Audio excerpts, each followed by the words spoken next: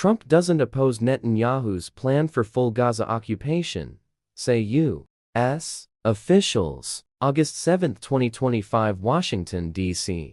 Former U.S. President and current presidential candidate Donald Trump is not opposing Israeli Prime Minister Benjamin Netanyahu's plan to fully occupy the Gaza Strip, according to senior U.S. officials familiar with recent conversations.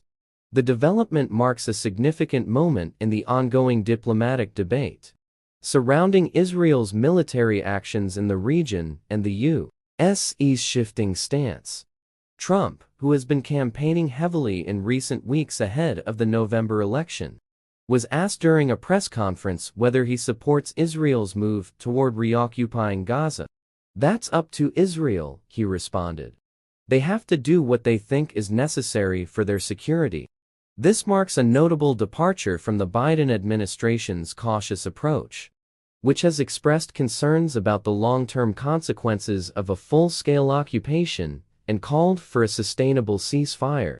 Trump's more hands-off posture aligns with his previous foreign policy stance, emphasizing national sovereignty and minimal U.S. interference in allies' military decisions.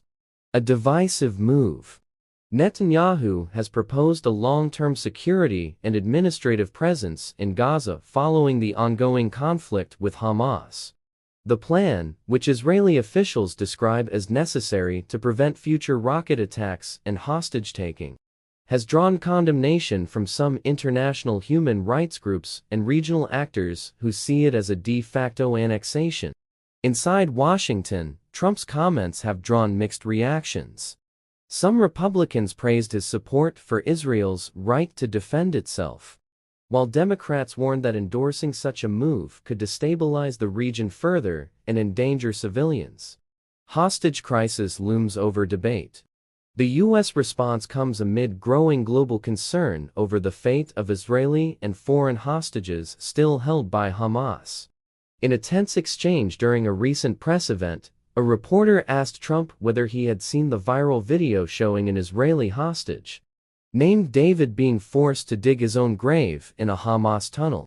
Trump replied, "Yeah, I have," without elaboration, and pivoted back to discussing Israel's security needs. Strategic implications.